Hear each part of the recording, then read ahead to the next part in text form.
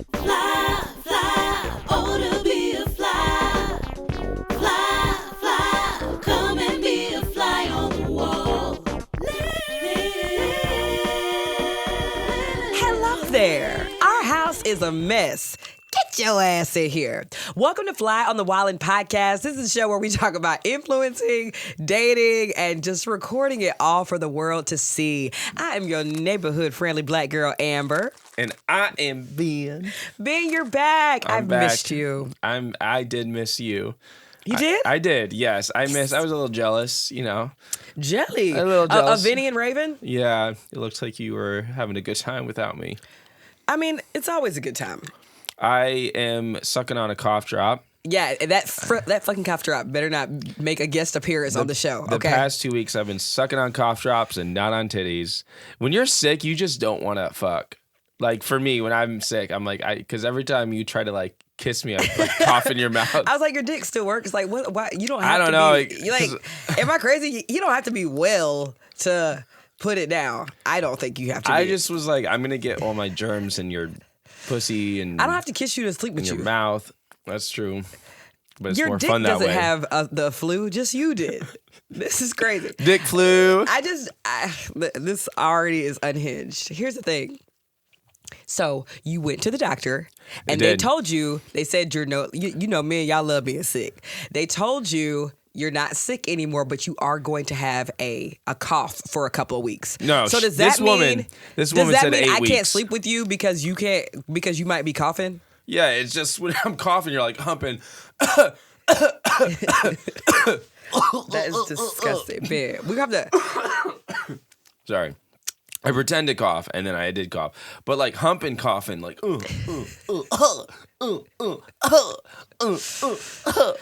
Also, this woman, when I went to the doctors, she was like, I'm going to give you what the rappers use. I was like, what is she talking about? Like, the doctor. Yeah. Oh, you know, when I went to the doctor. Typically, we were saying this woman, you're talking about me. So I the was woman, like, what? usually this woman, the doctor, because women can't be doctors, Amber. No, they can be, but the context was unclear. Okay, so all right, you went so to the I doctor. go to the doctor.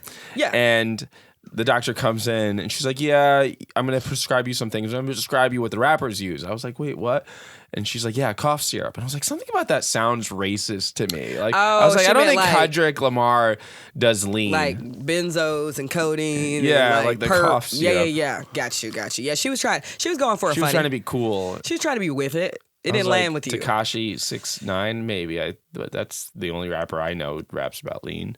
It's so funny because you go back and forth between being like down and funny and corny and so stuck up. You know what I mean? Like prudish. You know what I'm talking about. Okay. Before we even get into the show. No, I just am about prudish about just lean. about tons of things, Ben. Okay, so we're gonna I'm What trying to find a good. What did I just say that made you think my prude? We had a conversation earlier today about something where you were being a little bit prudish. But what did I just say about that made you think I was because you're like, about the doctor? You think the rapper is like, that was a weird comment to make. But any other day, you'd be like making those comments too. I'm not a racist Asian doctor prescribing cough syrup. No, she was making a point of like she was trying to make a rappers joke. do rap about stuff like that. She was trying to make a joke, and I was like, Percocet, all right, Molly Percocet, like they do rap about like medicine. But to say like I'm going to prescribe to you what the rappers, like all collective rappers, do cough syrup, I thought was a little bit racist. Yeah. I'm gonna find a way to bring up later in the episode what we were talking about earlier today. Okay. Okay, yeah, we can go there. We can just talk about it now. You want to talk about it now? Okay, wait. I can be pretentious. That's what you're saying. Not pretentious, but like sometimes you're down and with it, and sometimes you're like, oh, excuse me, I touch my pearls. But before, I want people to stay on and listen. So before we get into what we're talking about right now, what I do want to do is remind y'all that we're gonna be live in ATL, ho. We're gonna be live in Atlanta Battle on December. In the Addle. You're still trying to make that work. Just stop trying to make fetch happen. It's not going to happen. We're going to be live in Atlanta on December 20th at City Winery. Please be sure to buy your tickets to our live show. It's Fly on the Wildin', but it's the podcast on steroids. So it feels more like a variety show. So come, order some wings, order some wine, and enjoy a night of us, We are the loving each other. cheapest city winery show, really. Are we?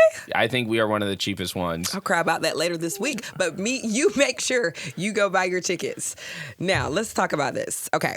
So I'm just going to lay it all out there. So I feel like sometimes I have like a more kinkier side than Ben does. For example, I like sending Ben like nudes a little bit. Like pictures of my titties. I won't put my face in it, but I liked the flirt of like, oh, I haven't seen you in a while. Let me send you like a fun video of me showering or whatever. Ben hates this. He's always like, what? You don't know where I am. I could be opening this in front of the parents. You know what I'm most likely doing? I'm sitting in story time at the public library and I open up and there's Amber's titties and there's moms just all around me being like, what's that? I was like, oh, just my wife's, goods. I don't like, what? Yeah, but you my man. Like, I can't send you a picture of my booty. You can. That's totally fine. It almost feels like a flasher. You're just like going around your day. I showed Ben a video of me down and just flashes. I showed Ben a video of me showering at the gym, and he was like, "Ugh, like this feels like a flasher." I'm like, "Yeah, but like, look at the suds. Like, I look good right here." I didn't say that wasn't my response. I was, oh yeah, I was like, I get that.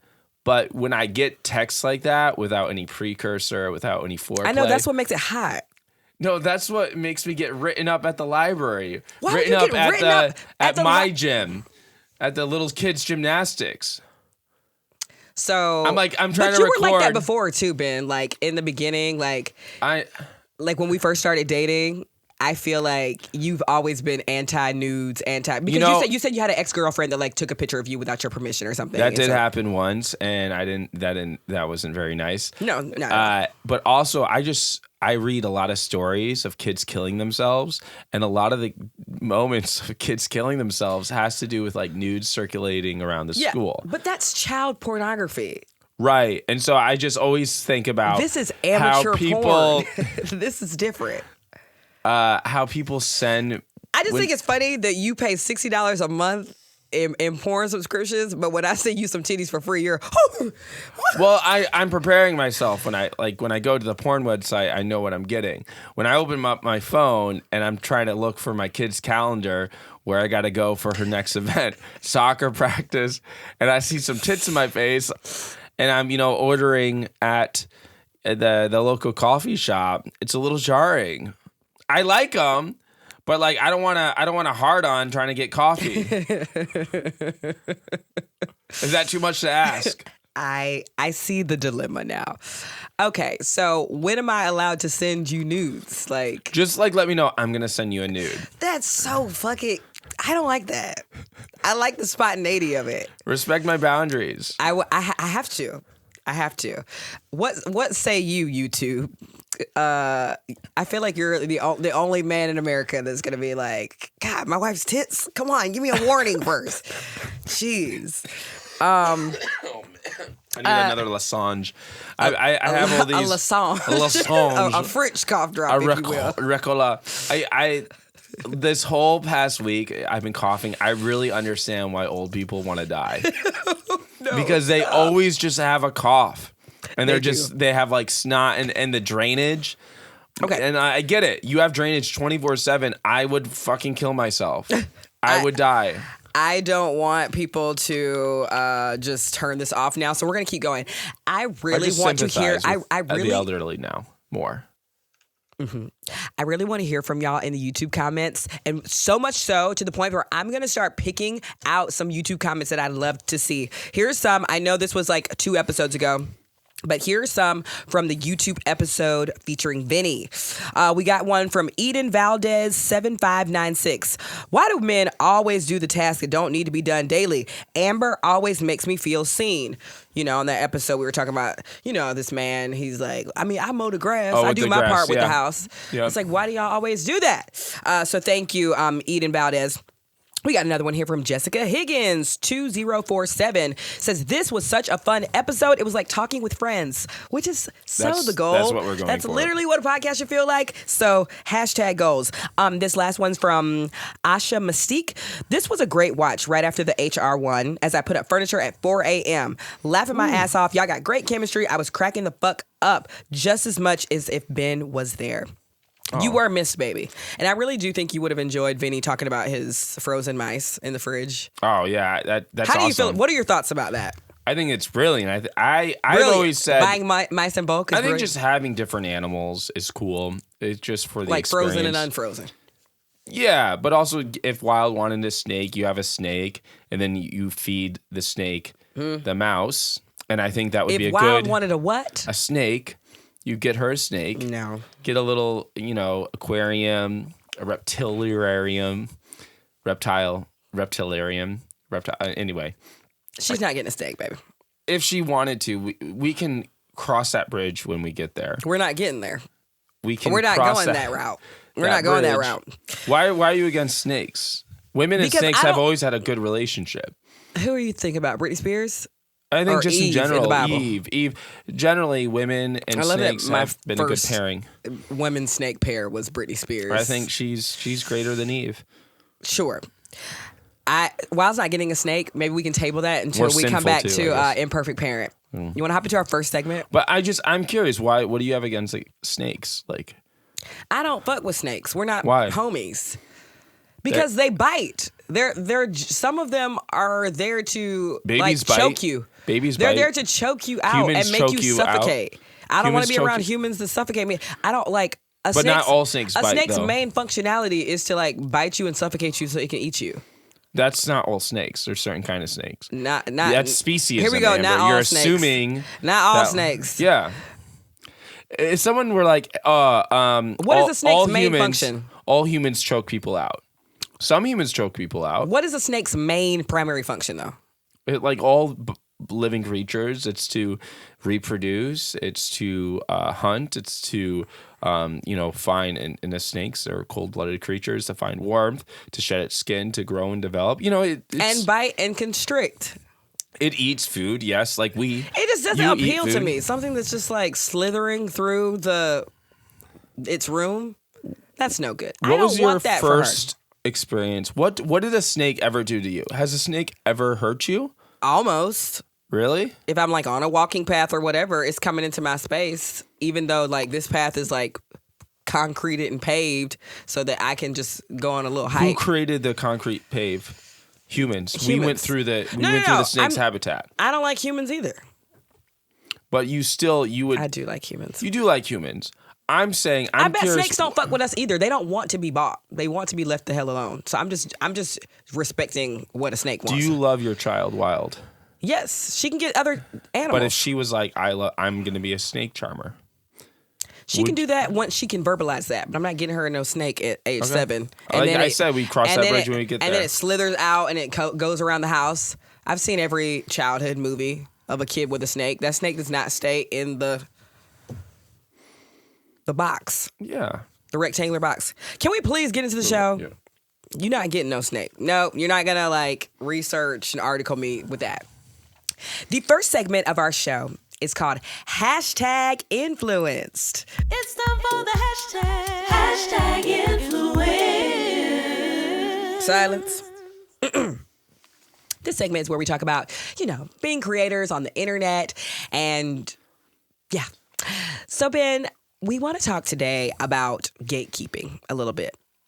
Because sometimes we've seen when an influencer shouts out a spot that they've recently visited to, a very, very popular influencer. I'm not talking about us. We're mid-tier babies. I'm talking about Keith Lee.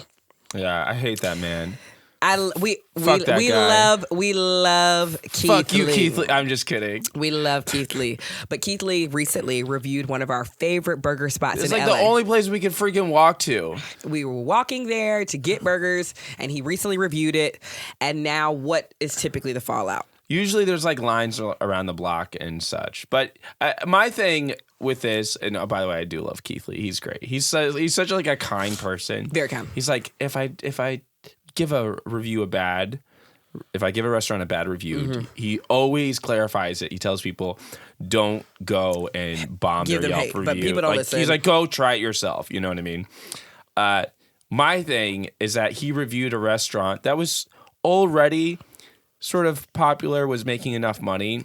But then when influencers go and give more publicity, then it becomes more popular. Then the locals can't access that anymore. So we're doing fine with one less burger a week. But yes, continue. It's so good, and It's very good. Like his review actually is very good. It's called "Burgers Never Say Die." You're busted up our spot too. I know, I'm busted it up, and it comes with. He didn't even do the cheese sauce. That was bad. He didn't review the cheese sauce, but it's very nostalgic. It's like an old school, very flat, thin, old school like McDonald's. a nacho cheese energy. Yeah. Oh, it's so good.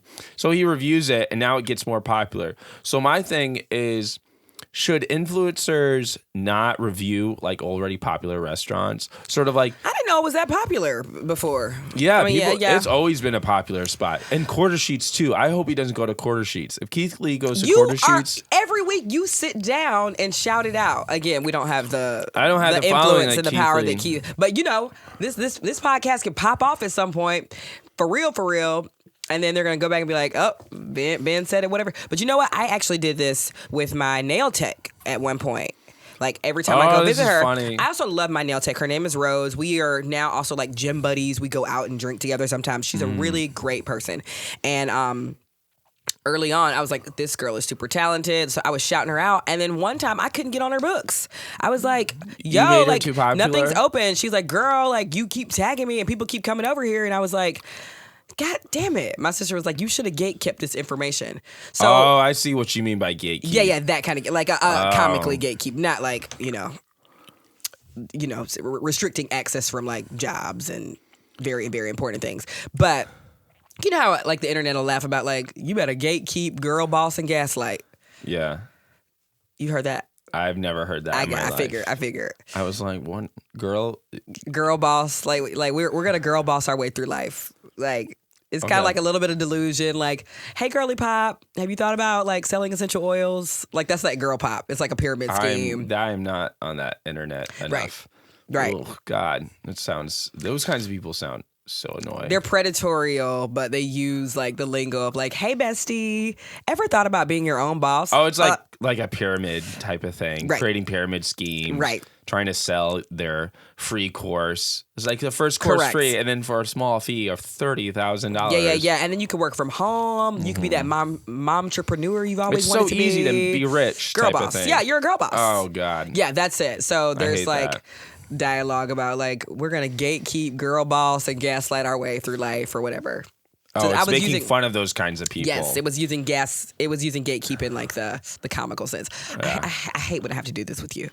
Explain break down like a basic third internet. tier internet meme. You know how that's like explaining a meme to a parent and you're like, okay, this is It's funny. like learning a different language. Yeah, you're a translator. I have to do that for Ben all the time because Mm-hmm. typically it'll be something cultural and then it'll be something like reality TV zeitgeist with another joke about that one Soulja Boy Breakfast Club interview. It'll be like Under a it'll be like, soundbite that's referencing a yes. different Survivor reality TV show. Yeah. I'm like, okay, so this is funny because when New York was left Flavor Flav, she said this, and then that's funny because, and then by the time I've explained it to you that many times, it's just like, at what point do I need to just give up? And she's like, why are you writing it all down? And I'm like, God, I'm going to forget it. I remember one time you trying to explain something to me that was like it was like a Star Wars, like it was like a Hans shot first. Oh, yeah. But then it was joke. like three other things. You were like, okay, this is funny because like Hoth is this thing. And I was like, maybe I just missed it. Yeah, that's okay. We And miss that's things. okay. It's okay. But I also like to learn and understand everything. I don't want anything gate kept from me. I want to learn everything. But then you want to gatekeep from others. Yeah. Well, also, I also don't like when things like Burgers Never Say Die get even more popular than they should be. But you're a part of the problem. I want to be the one that releases the information to the world. Oh, you want attention. Yeah. Got it. I'm the one that wants attention. That makes sense. Oh, speaking of, so we're going to pivot for a second because Ben actually showed me this really interesting video the other day. Tell me how this video came on your page and then I'll play the video. I in the internet world. I watch things about relationships, and I saw this video pop up about relationships because I've been really interested in learning more about Amber and I as a relationship. Because a lot of people, you know what they do? Amber's looking at me like, really? That's news to me. You want to learn about our relationship or relationships in general? Our relationship, like making our relationship better. Because I think we're at this point where we're married. We're, for the most part, happily married. Can't even send a goddamn picture of my titties without pushback. We have but then we can talk about it. And I can be honest with you. And without being, I like the titties. I just don't like the package it came in, which was through, 10100 coding through the phone. Anyway, so I want our relationship to be better. So I'm learning and reading different kinds of books. And so I was researching books, and I found a book called Fed Up that was being reviewed by this guy who does life coaching, and I started watching a bunch of his videos. And he talked about this concept that we're going to discuss. Okay, so this concept is called decision fatigue. Decision fatigue. Maybe I forgot what it was. Should I play the video first? Yeah, play the video. An example where I added extra mental load for my wife. Blueberry muffins edition. So earlier, Alyssa made blueberry muffins, as our little one calls them. Fluffin. As she asked to be picked up and pointed to them saying fluffins, we know what that means, she wants some. I picked her up, put her in her high chair. As I was getting ready to feed the muffin to our toddler, knee-jerk reaction, I yell over to Alyssa. Hey Alyssa, do you think that these muffins are too hot to feed to her? They just came out of the oven, Zach. Of course they are. Immediately upon those words exiting my lips, I knew that was a stupid question to ask. I was there. I heard the timer. I saw them come out of the oven. I could see them steaming. In retrospect, I'm looking at the question I was asking.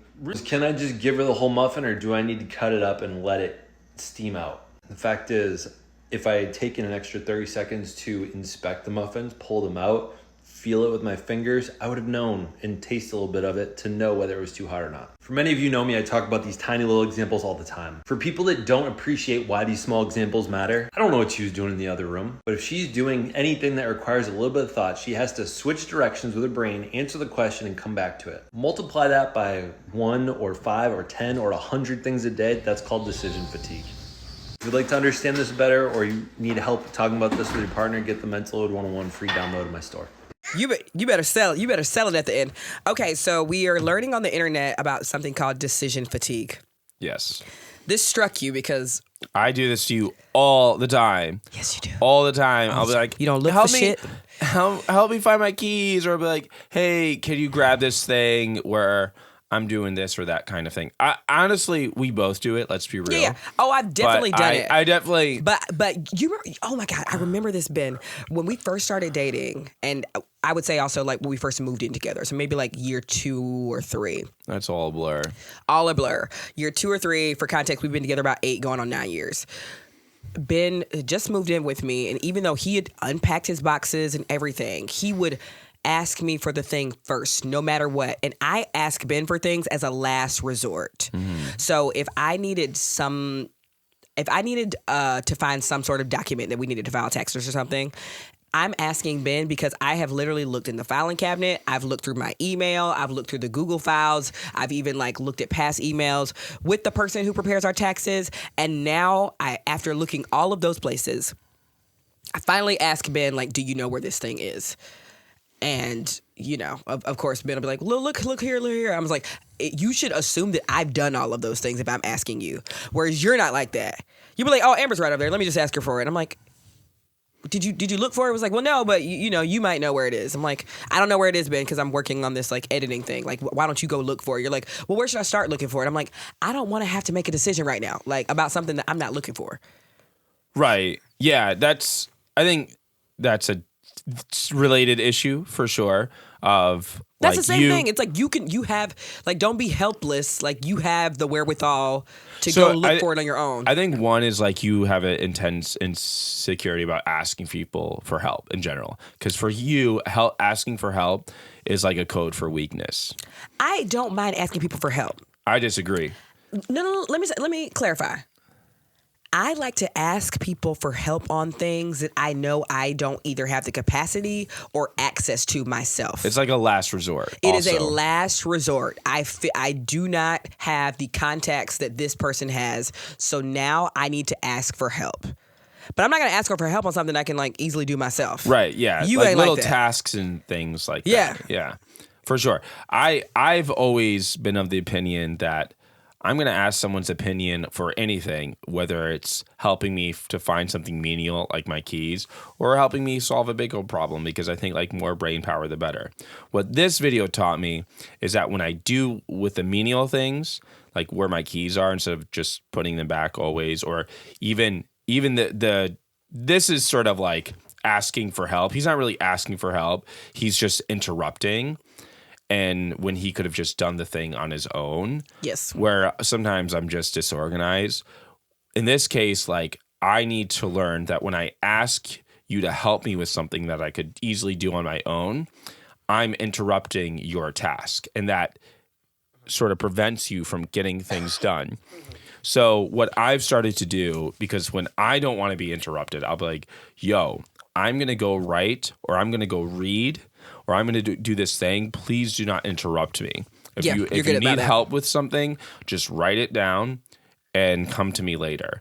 Because the worst thing that can happen, I've discovered for me, and now I know why, is that I'll be doing something, cooking, and I hear Amber calling down, can you bring up this water? Can you do this? So now I have to be like, okay, where's her water bottle? How much, did she say water or did she say tea? And so now I'm disrupted from cooking because you went and asked me. So that decision fatigue is definitely something that I discovered that I do for you. And sometimes when you're irritable, it's because you've had to stop what you're doing, go and do stuff. I think that's different than asking someone for help.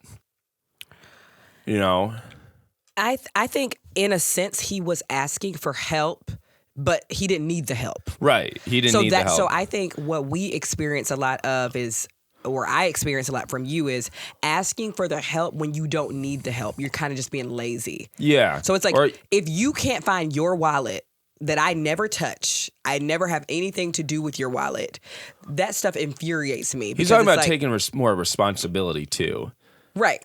Like he's like, why don't I just like, instead of being lazy, why don't I just like cut the muffin, assess it, and then go from there? You know what he also talks about? When someone's doing something and you think you're being helpful, you'll be like, what do you want for dinner tonight? Right? Right. That question can make me go insane when someone asks me that question, especially if I'm doing something, because now I have to stop and think, what do I want for dinner? Where he suggests. This reminds me of that time I almost cussed your mama out. Yeah. When she was taking care of me. Ben's mother is, I cannot say enough incredible things about my mother-in-law. But when she came to take care of me when I was postpartum, again, I'm such a brat. It got to a part where she was asking me so many questions. Just make a decision. She was like, Amber, like, I really want to make sure you have a good dinner tonight. You just had a baby. I'm like, oh, thank you. So, I'm like, yeah, like tired. I'm seated. I'm and bleeding. She's like, what do you want for dinner tonight? I was like, oh, whatever you make is totally fine. She's like, so maybe like a beef or like a ham. I'm like, yeah, just, you got it. Yeah, whatever. It's like, well, would you like which green bean, or which like a green bean matter. versus, I was like maybe like just a piece of carrots. I was like, no, just literally whatever you make. And she was like, okay, well, I mean, walking through each fucking food group. And I was, and at one she point, went through the whole pyramid. The whole fucking pyramid. And I looked at your mom and I was like, you've had 4 fucking kids. Like, I think you can make dinner. Yeah. I was like, Miss Judy, if you ask me one more question about this dinner, she's like, heard. That's decision fatigue. Yeah. That's yes. So, and you think you're being helpful. So when I come to Amber and I'll say, okay, what do you want for dinner? That question's not as helpful as saying something like, what would you like for dinner? I'm going to do roasted potatoes and beef, or I'm going to do lasagna. And now you have a choice and you don't have to think. Or being like, I'm going to make roasted beef and potatoes. Does that sound good to you? Now you can just say yes or no. And then if you want to think like, no, I'm really into Chinese, like, got it. Right? And then you can go ahead and move from there. So he talks about like being helpful at times when you're not being direct and to the point. Yeah. Can actually be disruptive and cause more decision fatigue. Right. I think also, like, this is the reason, right? This is the reason why I love going to a restaurant that does 5 things. Because all throughout the day, I am making decisions about, like, which font looks the best? Which sound looks the best? Should I be doing 3 clips a week for the podcast or 4? Which guests should I put on this month? Fuck that. I like it. It's the set menus. I'll do you even better. A set menu. You don't have to make any decision. They give you one option. A set menu. Or even... I've told you this in the past. This right here, you need set menu this money, is just though. a major unlock for right. This is a major unlock for me because I think in the past I would tell you all the time I was like, I love when we go to a restaurant you order for me, like it just turns me on. But what's really happening is I don't have to make a decision. Yeah, because you've been making decisions all day, and it's attractive to me that somebody is like, you're probably like out of gas. Let me choose the restaurant. Let me choose what you're eating.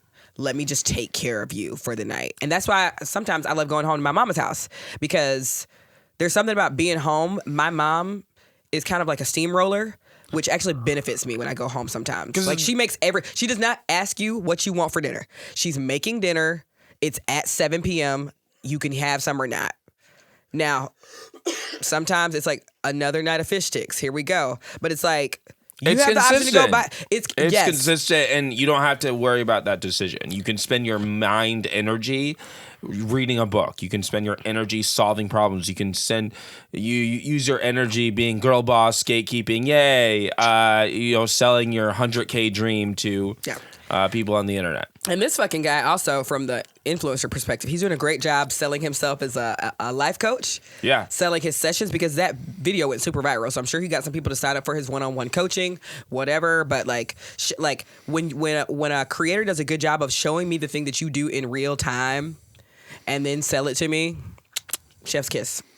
Hopefully he made some good money because, I mean, that was just a textbook example. You ready to move to the next segment? Yeah, next segment. The next segment of our show is called Imperfect Parent. Imperfect Parent. This segment is where we talk about what's going on in our little baby's world. For those of you who do not know, we have currently a 19-month-old child. She'll be 2 in April of 2024, whenever you're listening to this. But yeah...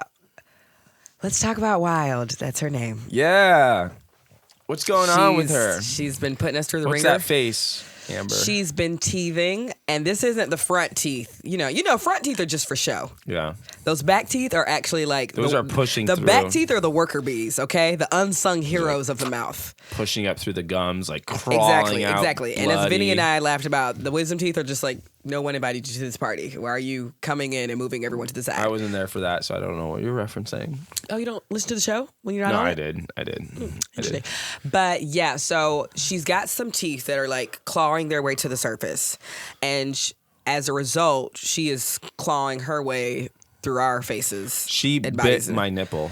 Literally, she's been biting.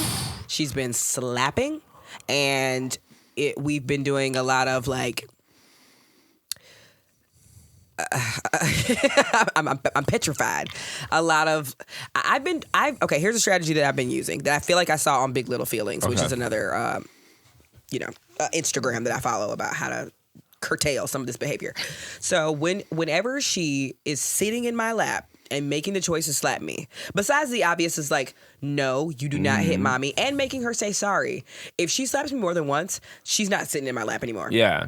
I'm like, you do not get to sit in mommy's lap if you're going to continue. If you're going to continue this, and that, she loves mommy's lap. Mommy's lap is like, I love Burger mommy's King lap. Not in video form though. Yeah, right. We're learning. We're learning these things about each other. But I think that's one thing I've been using. But I mean, Ben and I the other day, we're team conscious parenting, #gentle parenting over here. So the other day I was like, Ben, I think it's timeout season. I think it's like, because we've created like a little room for her. Yeah. So I was like, I think tis the season of like, you got 1 minute in this room. Yeah. I mean, and of course she's like banging on the door, like doing the most. Locking her in her room. I wasn't locking. I just like closed it and said like, I'm outside of the room. Whatever. I don't know. I don't know what's gonna work. So the big thing for the kids this age is finding replacement behaviors. So if a kid is biting you, you have to be like, okay, you want something to bite? And then I've been giving her these little bite like ball chewy things that she can bite. So it's like, okay, if you're biting, here's something cold that you can bite on. If you're hitting me, it's like, okay, you can give me a high five. So you say hit for a high five, and then gentle, and then I take her hand, I rub her hand on my face, like then we're gentle on the face. So Hair pulling. Replacement behaviors. Yeah, and if you want something to pull, like here's a toy. You can like pull your doll. You can pull this. Yeah, but and so it's finding that replacement behaviors. Yeah, and if you want to throw, you give them a ball. So like showing the appropriate time, because when you say no, you're just teaching like negative. Right, and kids life don't has some negative in there. Yeah, but there's a little negatives. They don't in have life. the developmental capacity to understand of like, okay, no, now what? You know. I got you. So what you have to do is you're training them. You teach them the replacement behavior. So that's what we've been trying to do. I know. But I don't know if timeouts are even appropriate for her age. I think I've always. I need the timeout. Yeah, maybe you need the timeout. I need the timeout because I just can't deal with like a long day of like computer fatigue, and then I'm like, oh, I just want to hold my child, and then she's just like kicking my ass. Shit out of yeah, you. It's very hard for me in those moments to like want to find a replacement behavior. I just need to put her down. Sobbing this week. I felt so bad. I was like, yeah. She's just don't take it personally. Well, she's also just not been sleeping, like, so that kept us like. Remember that one night I was like, we were going back and forth. We have not experienced a night like this since she was like a literal baby. This like, little fresh out the ninja can jump out of her bed. She can get out of the bed. Her crib, so we had to get rid of the crib because she was falling down off her crib. We had it at the lowest setting, so either I build like a huge gate that traps her in, so we moved her to a bed, but now she can get out of her bed, and then she opens up the door. She can open up her door. Yes. Yeah. And it's been challenging for sure. Yeah. So last night she got out of her bed I think 3 times, and both times I walked her back to her bed. I said, "Okay, get back in your bed." She went to bed, slept for an hour, came back in. I had to be all right. You got to walk back to your bed, get back in your bed. Do you know what you eventually did? Oh, I think I just put her in our bed and went and slept in her bed. Yes, so I woke up in the bed next to her. Meanwhile, you're getting a full night of shut-eye. I was so fed up. I was so fed up. Yeah. Okay, why can't she can do a 1-minute timeout? You told me the other day you were like, I think we it's can do like a timeout age, at the age that they are. I So think, they're a 3-minute timeout. I'm not sure exactly. I need to look this up. I have a lot of great books. There's a book I was reading called The Science of Mom, which is really good. And then also Crib Sheets is very good as well. Yeah. For those toddler ages. I need to go and reread those and look at the data of when it's appropriate to start using timeout. And again, it all depends on the child. Right. But we've been definitely going through replacement behaviors, making sense that like consequences meet. Like if she's hitting you, like or put her down. others. If she's hitting you or putting others, then you like remove her from the situation. Like say you can't do that, but you can do this over here. Like you can't be in my lap, but I can put you on the side next to me. And I think that's totally fine, totally appropriate. And, she might get upset here and there. But it's been really helpful for me, replacement. And it works for humans as well. Like, I want to stop drinking coffee. That's a behavior that was just causing me so much anxiety. So I needed something to replace that. I've been drinking tea like I'm English, like I'm a British man in the 1830s.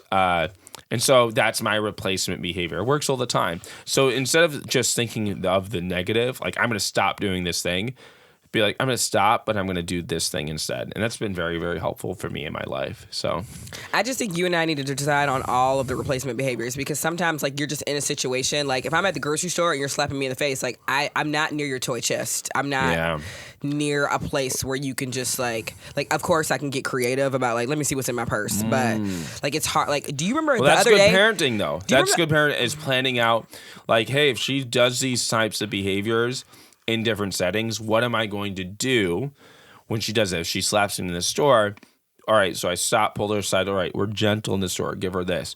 Or I have something I bring something with me, all right, you're hitting me, we're not going to do hitting, but you can play with this sort of fidget toy or something. So you start to predict behaviors instead of just going with the flow, like being like, oh, I don't know, like I'm going with her to the store. So that she does these things, you're going to the store, plan for it. Yeah, I'm down to do that. I just feel like It's work. It's work, and it feels like this is temporary because she's definitely not always been like this. It's not temporary. People think this is temporary, but this is how kids grow up to be hitters. Is that they were never given replacement behaviors when these behaviors first started coming up. Yeah. Like, that's the whole point of parenting. Like, especially at this age, kids develop habits now that they use when they're in kindergarten. Right? Yeah. Why do some kids hit more in kindergarten? No, because their parents never addressed it when they were 1.5 years old. So I think we think this is gonna. That's the most dangerous idea, by the way, I think, as a parent, to think that, oh, they'll just grow out of this behavior. Kids don't just grow out of behavior, right? They learn behavior.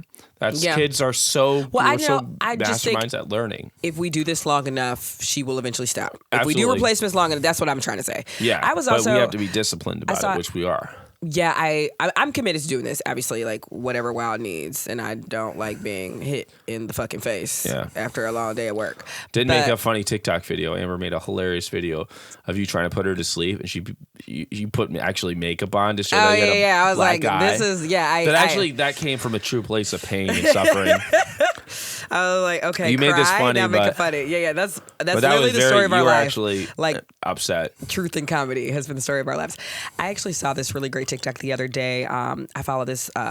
He's a black male therapist. It's like the numbers and the letters of his name. I don't know how they're correctly pronounced, but I will. Yeah, that's all right.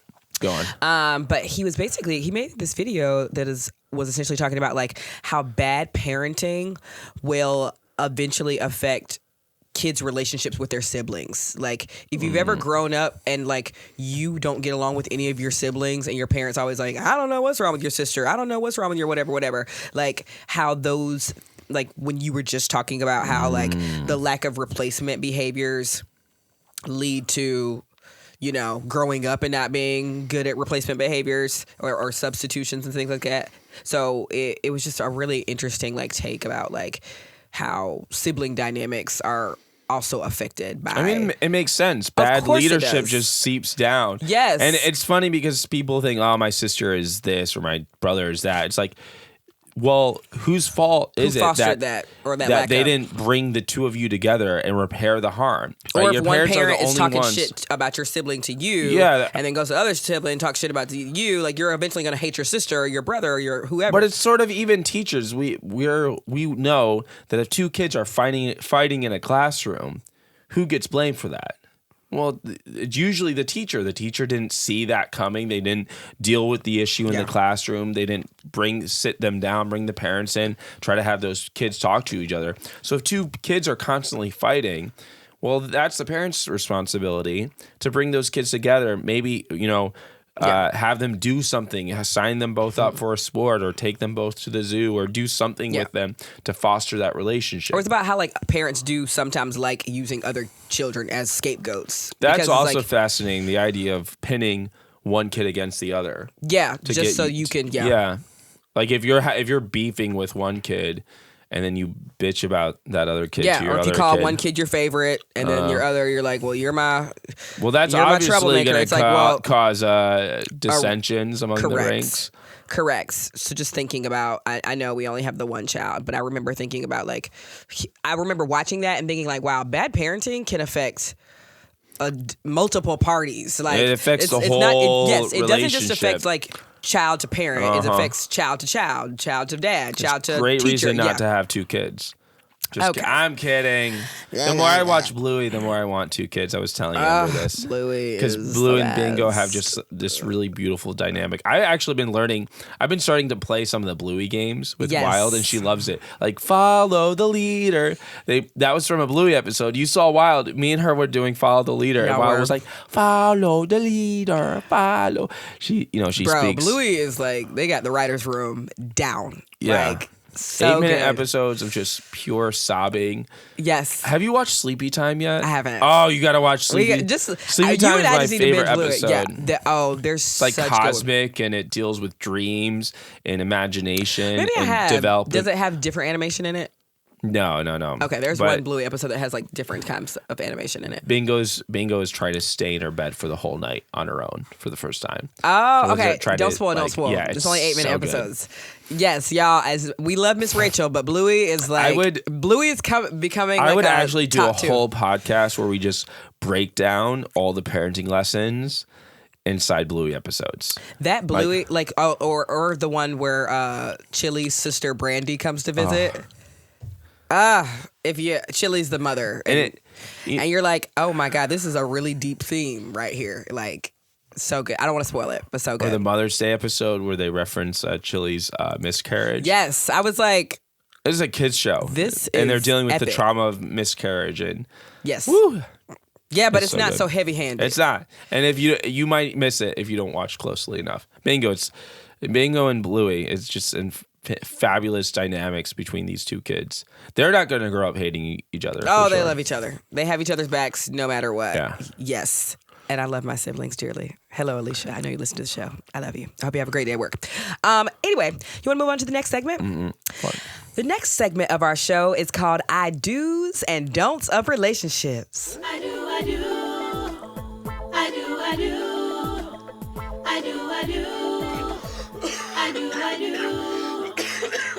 Sorry. You're fine. Coughing. Anyway, we have some exciting things happening in the world of I do's and don'ts of relationships. Now, instead of you submitting, we have letters right now that we're going to finish out and read, but we want y'all to flood our new hotline. We have a hotline that we want you to call from now on because we want to hear your voices. Y'all hear our voices nonstop all the time, and a podcast should feel like a conversation amongst friends. And now we can actually hear y'all's voices. So we want you to call 1-833-FOTW 311, and then you will leave your voicemail. Sometimes we might like distort your voice. Just let us know if you would like that. But please call that number, leave a voicemail, and tell us about your romantic relationship problem, your friend, your familial, whatever it is. Make sure y'all call us. We just want to hear your problems, and then we want to solve them. That part, or we want to tell you what we would do instead. Okay, we got one fun letter and then one a little bit more serious. Okay, this one, short and sweet. Dear Fly on the Wallin', this is a question for your podcast, but not relationship advice. I watch these couples go on Tattoo Far. They choose secret tattoos for each other. Some are sweet, some are funny, some are very shady. Some are all three. What tattoos would you secretly choose for each other? Have you seen the show before, Babs? I think I've seen like clips on it. Yeah, or like on you've Facebook. shown me a clip about it or something. Yes, it's typically like frenemies go on the show and then they'll tattoo Like something terrible. I remember like some a of them, dog collar. It's like, that's because you a bitch. Yeah, I remember you showing me that maybe early on in our relationship. But I would not put a dog collar on you. I would do something super sweet. I would probably get like a really beautiful picture of your grandma who passed away, and I would have that put on you. Yeah. Wow, that is very sweet. I do not want an elder space on my body. Just like maybe the dates she lived. That's cute. That's Maybe, really I don't sweet. know. Maybe just But then what memorizer. happens if another grandparent passes? This is have to Yeah, go you're together. gonna get all the grandparents. Yes. Actually, by the end, it's you'll gonna look like a survive full, like everyone. a record, a date book of every lost elder on my back. A church Bible. Yeah, literally, like The in family back, Bible, the family yeah. Bible that has like the family tree, just like this. This is my great. I know you liked your grandma. I remember. Yes, I definitely. You loved liked her. your grandma, and I remember you feeling a little sad that Wild never got to meet her. Yes. Yeah, and I remember, if we had kids sooner, I was like, okay, that's a weird reason to have kids sooner. But people do think that way. Fuck yeah, they think that way. People get married early and have Yeah. kids early just so a But you were- grandparent. Absolutely, and I get that. But you were satisfied that she got to come to our wedding, and we actually have her little signature. Yeah, and I look at it every day. Yeah, In that downstairs bathroom. when you're taking a private shit Or pee. or a pee. It's so funny because... Because actually when I stand when I pee, so my back faces it, but you pee sitting down, so it makes sense. I was like, wait, how could she see it when she's peeing? And I realized that most women pee sitting down. Yeah, it makes sense now. Got It. you. Yeah. Had to connect the dots there. Mm-hmm. That's hilarious. I think also I remember saying something like that out loud and then thinking to myself Like all Ben's grandparents are dead. So I feel so shitty because Yeah. like you really didn't even meet most of your grandparents, right? Like of the four. Yeah, half. You met two and I then was didn't. 5-0. I guess 50-50. Okay. I was 50-50. like, wait, there was a fifth No, grandparent? sorry. I was batting 500 as far as dead grandparents goes. So when did your last grandparent pass? Like 2006. Got it. They passed sort of close to each other. It was like 2006 and 2004 or something. So my paternal grandfather passed first, but I still knew him for many Yeah, years. you I met knew my him. great grandfather, like That's when I nuts, was a yeah. kid. Yeah, like my grandpa's dad. I definitely knew him, or my grandpa's. No, you ready to be gagged? I think I'm pretty sure I've met my grandpa's grandpa, like when I was a kid. But you got to think about people were having kids when they were 18. Yeah, you know, 18. Yeah. 18, Yeah. 15, Closer. 12. Shit, Yeah. it's just horrible things. But Not healthy. Yeah. right, yeah. I have to answer the question about what I would tattoo on you.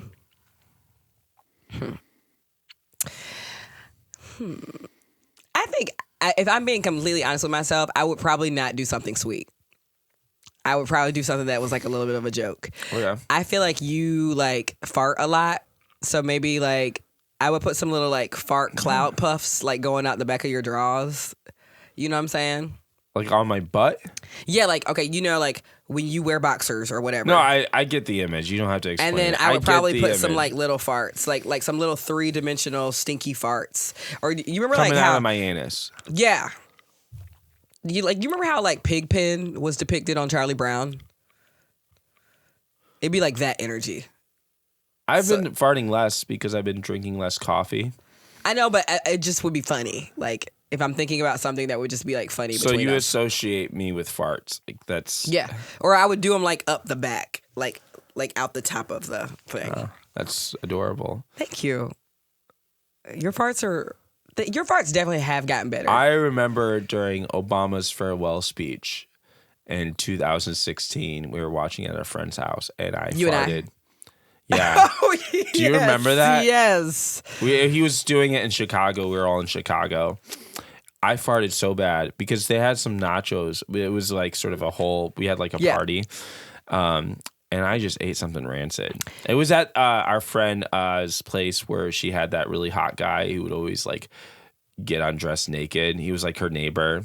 And he would keep the blinds open. Naked Chef. Yes. Naked Chef, I do yeah. remember that. Here's the thing, Ben. Everybody farts, right? But you will know you have a fart coming and remain seated. Like I think I'm everybody trapping it almost in. no, you're not. You are never trapping the fart in.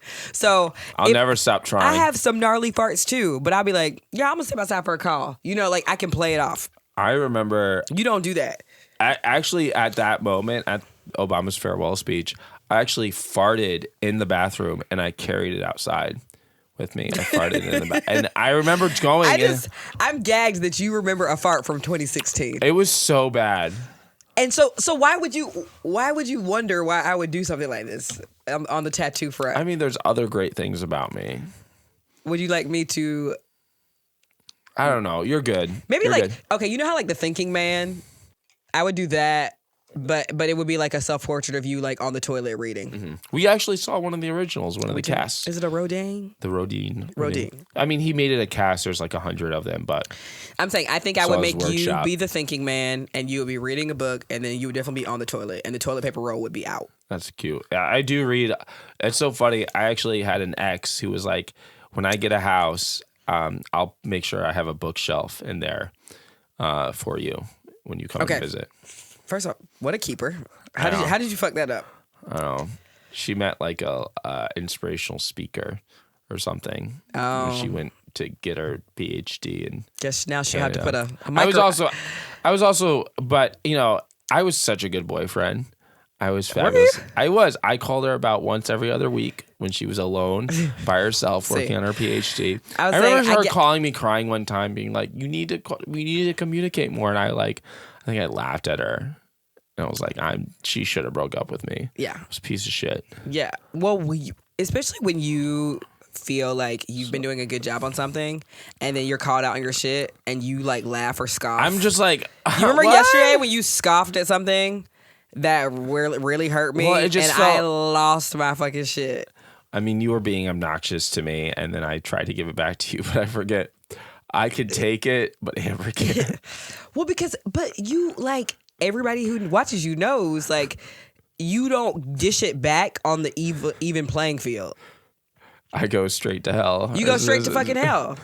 So you'll In like, my mind, like, and you're also inaccurate. Like, you'll critique something. You'll critique Well, I'm something. being obnoxious. I'm being sarcastic. You're being obnoxious. So I'm being basically, like, obnoxious. long story very, very short, like, Ben was critiquing something that I wrote. He was critiquing some of my comedic writing. And he was basically implying in his body language and his speech, like, I mean, you're not that funny. And I was just like, I meant to be like, you're like, doing, well, I mean, you're I was writing like, you too know much. how much work I put into this. I wrote this, and it was like, I really feel like this is good. And you were like, I mean, dude, is it? I was like, I don't know if you need all of it. Yeah, it wasn't that cute. I meant it to be cuter. No, you meant it to be mean. Just be honest. Yes, I was getting a lot of like. I was asking you questions, and you were implying that my questions were dumb. Well, now that you've watched Decision Fatigue, you know your questions were dumb. And then I felt slighted, so I was like, all right, well, I mean, your writing's not clear. It was like, your writing's not that good. Like, yeah, I mean, I don't understand it, so. Right. It wasn't And how nice. did that pay off for you? It was not good. I shouldn't be out either. Yeah, you were very hurt, rightfully so. But I need to figure out how to be kinder sometimes. Same. Yeah, Because, I mean, when you went to hell, I went. Right? you went out on the other side of the earth. Anyway, let's give advice on another letter. Another letter, boom. Our relationship's a mess, and y'all's are too. All right. Here I go for real. We are just like a hot mess in the throat department. Dear Fly on the Wallin, I have a question regarding my relationship. My partner constantly retweets women's photos on Twitter. And I've mentioned to him how it bothers me, and he doesn't understand why it does. My question is, am I overreacting to him retweeting females' pictures constantly? He speaks of me on his page here and there, but he also doesn't post me as much on there because he thinks people will bookmark the pictures. It's hard for me to understand the difference between if you can do it on Instagram and Facebook and so forth, why can't you do it on Twitter? Maybe it's a form of insecurity on my behalf, but I'm trying to make sure I'm not crazy in how I feel low-key disrespected. Subtext, I have a Twitter burner account that he doesn't know about. And that's how he still does it. I don't understand that. All right, I don't need to read more about this. I don't need to read more. I'm so sorry for this person. I was going to make one to be petty to see if he would still do it if I had one. Oh, okay. Let's run this back. So basically, also this person says, P.S. I'm a big fan of y'all. The podcast brightens my day as I go through BS at work. Okay. I think what this person is saying is like, I made a burner account that he doesn't know of, and that's how I know he still does it. So apparently, like, he's doing some shady stuff on Twitter. He's showing her off on Instagram and Facebook, but on Twitter, he's posting her every now and then, but he's retweeting a lot of other girls' photos. It sounds like this whole relationship. I'm so sorry that you're in this kind of relationship because I've been in these relationships before. It's like one grounded in distrust. It's grounded in like lack of communication. Like it sounds like for you need to tell him why it makes you feel uncomfortable, why he keeps retweeting other women's pictures. And the fact that you say female, I was like, okay, so are these like celebrities? Are these just other women he finds attractive? Mm-hmm. And then why does that make you jealous? So you're experiencing jealousy, and that's something you can talk about. For me, this sounds like a really miserable relationship that I would not, that I've been in these kinds of relationships before. Not now, thank God. No jealousy here. But I'm also not retweeting other bitches on X. So females is bad, but bitch is good. Yeah, bitch is good. Oh my God. What do you think about it, Amber? I don't know, because I think we all have different rules for our relationship, right? So it is unfathomable for you and I to be like, if you were on Twitter retweeting photos of other beautiful women, I cannot see myself being pressed about it. One, because I don't twiddle. I don't care. But also, why? I mean, would you want to know why? Like, why are you retweeting just all these beautiful women? Are you just like, do you just like? Yeah, that's what I'm trying to do. I'm trying to put myself in this person's, like, okay, if Like, you were, why is he doing that? I would definitely want to know why, but it's kind of like the porn. Make some of your own content, or I don't know. Yeah, it's kind of the porn thing. It's like, I think it would upset most people if they found out their partner was paying like exorbitant amounts of money in porn. Not exorbitant. You also have access to those accounts. I do, and we watch porn together sometimes. Yeah. So that's why it's like it doesn't bother me, because it's like I don't think of that as cheating on me. I don't think like I think we should all be pleasuring ourselves and prioritizing self-care. And so like, and it doesn't matter to me like, is he watching black women more versus white women? Like, I don't care. Like, that's your own private thing. But actually, what is he watching more? I mean, I just maybe I just don't have the time to care. But Decision fatigue. Decision fatigue. Right. Make a decision. You want black girls? Like, okay. But it is interesting that he is doing this in a capacity where he thinks you can't see it. There is definitely something deceptive going on. I don't think you're acting crazy. Yeah, I don't think you're going. she's acting I want to crazy. assure her of that, because like it is hard sometimes when you feel like I'm the only person that does this or whatever. Even earlier today, Ben said a comment to me regarding the nudes conversation, right? Again, this conversation between me and Ben wasn't like super heated or anything, but I remember Ben saying something to the effect of like, you know, you're the only person that I know that even does stuff like this. And I'm like, I know I'm not. I know I'm not. You're the only person I know well that will share to me that they send nudes. I don't actually know people. Like, right. Whereas who send I was like, nudes to I their know partners. these 3 friends of yours definitely be sending nudes. Like, Yeah, probably, yeah. right. But in that moment, you feel crazy because you're like, there's no way in the world I'm the only wife. I guess like sending the nudes. guys Like, I know. I don't know the guy friends I know. I'm like, no, I've seen so many dick pics. Like, I'm not the only But they one. weren't my friends' dicks. That is correct, to my knowledge. I'm just kidding. But I would love to know, like, what picture, if he's retweeting like Halle Berry, Gal Gadot, like women that he could never, like he's not going to come in contact with these women. It's like, who cares? But if it's like just friends weird. of yours or something, like that's what it is for me. What's weird? Yeah, I think it's just weird when people retweet just pictures of other people that they find attractive. You know me. I still kind of don't. I was talking to Vinny about it 2 weeks ago, but I kind of still don't really understand how Twitter works. I mean, I guess retweeting something is essentially saying like, You're I agree with reposting this. it. Yeah. I like this. I want this to be on my page too. Or I want maybe to like share it's this. like a style. Maybe if he's into fashion or something. But he's like, oh, these women are just beautiful. Here's all the women I find attractive. I'm like, okay, that's weird. Also sounds like a waste of time.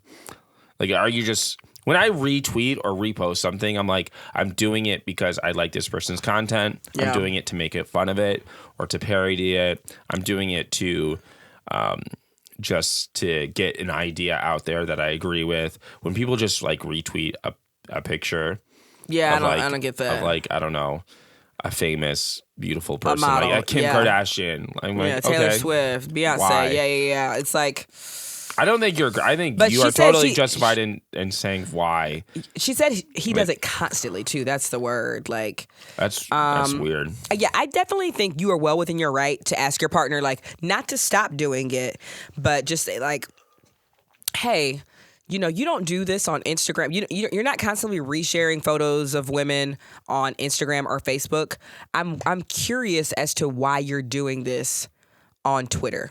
I'm genuinely curious as to why you see beautiful women and don't think it's enough to just like the picture. Like, you have to also show other people how beautiful this person is. I'm not understanding why. Or just examine that feeling. Like, where is that? Is it jealousy? Like, then have a conversation about jealousy. Yeah. But I don't know, when people argue about what things are being posted or not posted on their partner's socials are so strange to me.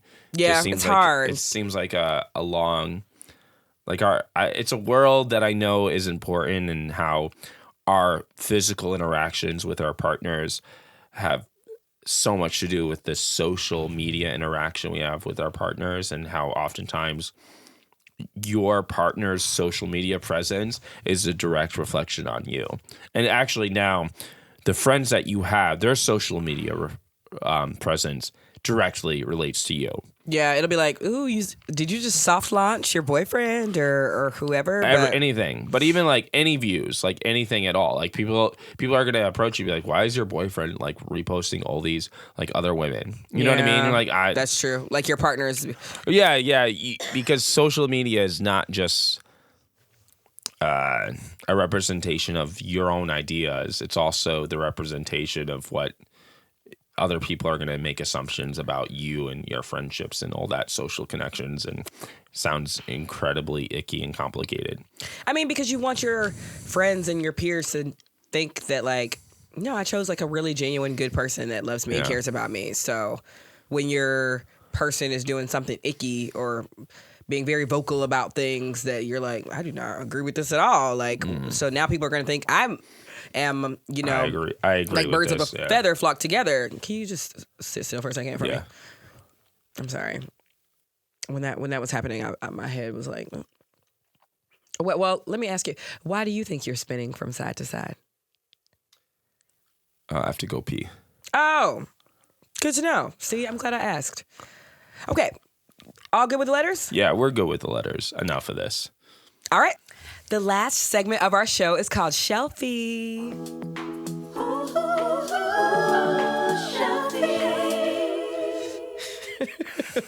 Tina. That's what you look like when you dance. Tina Belcher. We love Bob's Burgers. It is the show that made us confess our love to each other. It is. What's the segment about, babe? We talk about books and movies and TV shows we've been reading, watching, listening to. And we're reading a book called You're Not Listening, because we need to become better listeners. Yes. We need to grow as relationship experts. We need to read books, synthesize the information so that you, listener, can become a better human. We need to grow and listen. Also, to just be better married people. Better married people. Yeah. I don't even want to be an expert. I just want to just live the best life I can with you. Yeah. So just how do we do that? And this, I think we've already learned, this book is changing the way that we speak to each other, minus yesterday's blow up. But other than that, we've been having a lot of really good days. I think yesterday was just the culmination of wild teething, us not it's period.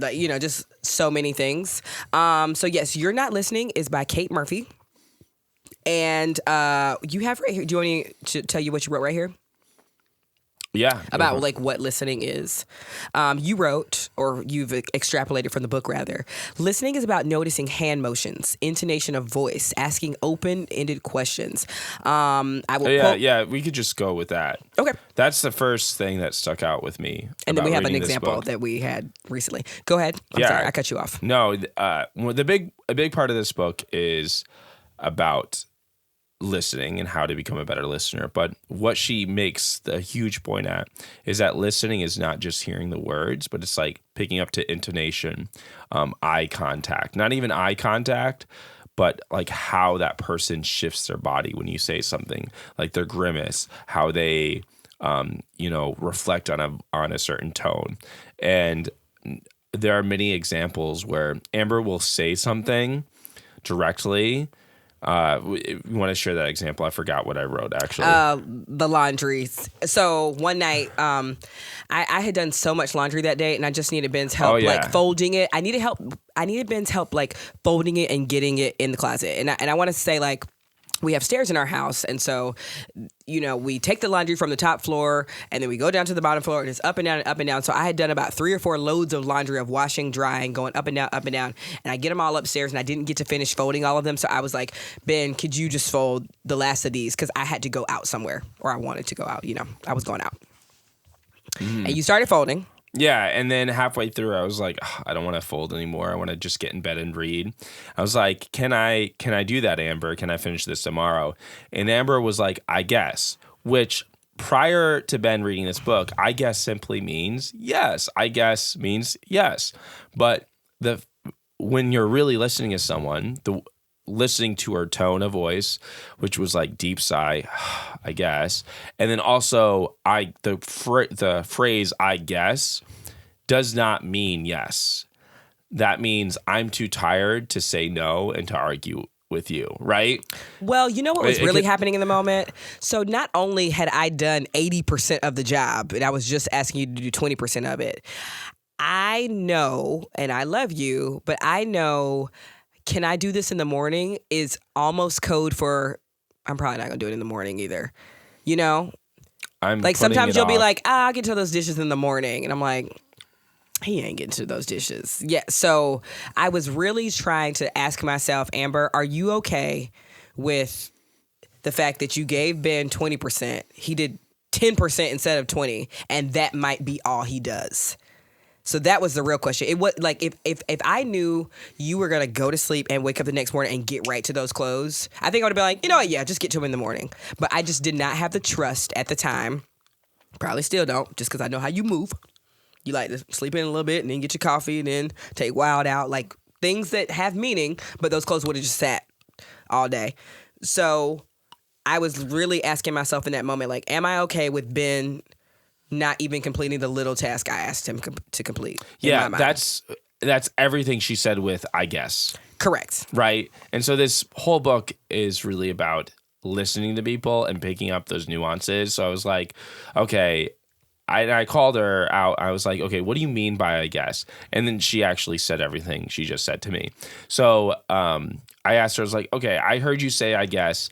And then I got up and did it because I was really listening to her. And I knew that by listening to not only like her words, but also to the whole package, you actually get to the meaning of things a little bit better. Yeah. And this book is fantastic in dealing with that. I just did that. I was like, why are you shifting from side to side? Like, you just, maybe he'll cut it or something, but I was like, why are you shifting? Yeah. And you're like, oh, I have to pee. I was like, oh, we should pee. Yeah. Like, but I think prior to listening to this story, I would have gotten home and been like, well, the last half of the show, you was shifting back and forth. Like, why can't you hold the seat? Right. Well, I knew we were coming towards the end of the show, so I didn't want to take a break and, come back and, I know, but I think if the shoe was on the other foot, you would have told me, like, oh, go use the bathroom, Yeah. So I'm trying to like, demonstrate the compassion that you demonstrate for me. I do a lot more. Demonstrate compassion. Yes. And like I said, yesterday was like the first time we yelled at each other in like, I'm sure, months. Yeah. I didn't do any yelling. You did all the yelling. Yeah, we yelled at each other. Yeah. And it's crazy how much yelling at each other we were doing. Absolutely, I did not yell. I mean, but I atoned. I was like, I want to like. Yeah, you felt bad. I don't know what was going on, but that was not okay. I shan't talk to you like that. Why are you laughing? I'm sorry. It's just you're never that apologetic unless you really fucked up. I fucked up today too. Remember, I came home late from the gym because I was taking my time at Jamba Juice or walking slowly to the car, checking a Instagram DM here, and you were like, "We have to go to." Yeah, Wild's she class. forgot. Usually, I forget things. Yeah, I got to start keeping track of these things. I think Amber forgets way more than I give her credit for, so I gotta keep track. But here's the thing. In the spirit of listening, when I forgot today, what was my response? You're like, "Oh, I'm sorry." I apologized multiple times. Mm-hmm. When you forget, you're I like, apologize. "Well, we do so much on the calendar. There's always something on the calendar." Like you'll like mock the system. Me? Yes. Me? Come on. Yes, you'll be like mad at me that I'm mad at you. Absolutely not. I'm never mad at you for being mad at me. You're just like, well, she doesn't even need to be going to these classes. Like, I'm like, what? If I forgot. You also left. Oh my god! Like all the wet Amber. I've been feeling sick, so she took Wild to swim lessons, and she left all of Wild's like wet towels and your wet bathing suit, her wet know. bathing, and it stunk up the car. I was know, like, but you know why? Because after swim, I took her to the grocery store so I could get tons of groceries. So I was like, Ben's sick, so let me take her out. Sounds like let me you're get giving groceries for the house. justification. Yeah, because I forgot because I was doing other things for the house. yeah. But I'm not sitting here saying I didn't forget. I definitely forgot. Yeah, and that's And the the thing. car did stink because of me. I think that But- was a nice because I'm usually the one who goes and get the groceries and I take care of the house. And so when you have all these little tasks, you sometimes forget like the things. Little things will sort of fall in between when you have a lot of tasks. But I was like, whatever. It's fine. It happens. We forget things. Like our friend Daniel was saying before the show, it's like if you're newer to the task, you sometimes don't do it as smoothly. Like if something happened where Ben was sick for another 2 weeks and then I had to like start cooking because we can't eat out every day. We've actually been eating out significantly less, to be honest with you, just like because of time and it's expensive. But like if I was new to that task, like it's just not going to be done as smoothly as it is when you do it. Yeah. And so there needs to be like a little bit of grace, in the words of Ryan Mitchell, a little grace and space if we're picking up a new practice. And I think I needed to have that a lot more for you with all of this like career stuff that's happening very quickly, because like that is still pretty like relatively new, you know, within like the last like 2 to 3 years of our relationship, like you having to like help me edit and be at photo shoots and like all these things. Yeah.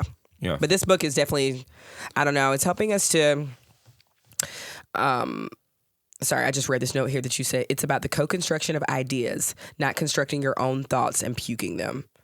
So like a conversation. A conversation is us co-constructing. Yes. And finding new meaning through our conversation. It's not me just puking out my ideas. But to truly listen to someone means that you're open to change your ideas. Right. You're open to challenge your own ideas. Or there was even this one notion in the book that talks about how sometimes it's like you don't know your partner as well as you think you do, because like we've heard all of each other's stories. Like nothing's new with us, and that's just not true. What the reality is like when Ben and I do new experiences together, we learn new things about each other. And that's why so many times on this podcast even we'll be like, oh, I never knew that. Like, I'm learning this on the podcast with the listeners. It's like, well, because we never like structured a dialogue to talk about it. And also, we could just have been bad listeners, is what she suggests. Is like at one point she talks about, have you ever been out with your partner and your partner says something new to someone and you realize, oh, I never knew that about my partner. Right. And she's like, well, maybe you're a bad listener. Yeah. And this person who's listening to your partner, truly listening, is going to extract new information, because great listeners are not people who just nod and make eye contact and are active listening. No, great listeners extract information and get the people that they're listening to tell them things. She gives these wonderful historical examples of Lyndon B. Johnson doing that, LBJ, the president who was known for, you know, playing both Republican and Democratic sides pretty well. Mm-hmm. Or this like CIA guy CIA who's like a agent, really good, like, listener. he's honestly like, it's not like, I'm good at listening. That's how I can extract help and manipulate find people. terrorists and make people confess, because I just walk into the room and I'm like, tell me your story. Yeah. Yep. And I listen intently. It's an incredible book. Do you think you've also been listening to people like besides me better this week? Absolutely. Yeah, I've been finding that too. Like really just looking them and honestly being like, okay, what's up? Like, and they talk about away from this bad boy right here, your phone. because She's when holding you her go phone. when you go out to eat with, yes, thank you for that.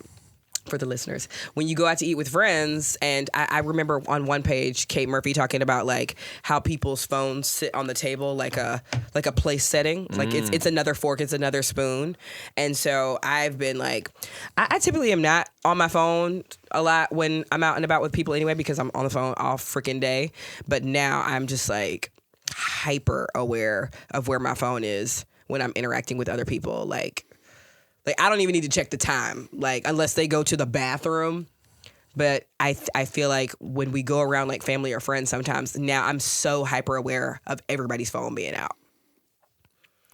It disrupts information. It disrupts spontaneity. It disrupts true human connection, which is what this book explores. Or one thing she said also in the book, I know we're about to close, but one thing that was really interesting to me was the part about like let's say I want you to see a video or something, I could just describe the video to you. Yeah. I could do that with my words. I could do that with my intonation. But what we do is like, oh my God, I saw this funny. Let me just show it to you, and then that stops the flow that could have been the co-construction of ideas, which is what she was talking about. So I think this book is changing our relationship. Yeah, it's a good Making one. us I want to fall read deeper more in love. relationships books with you.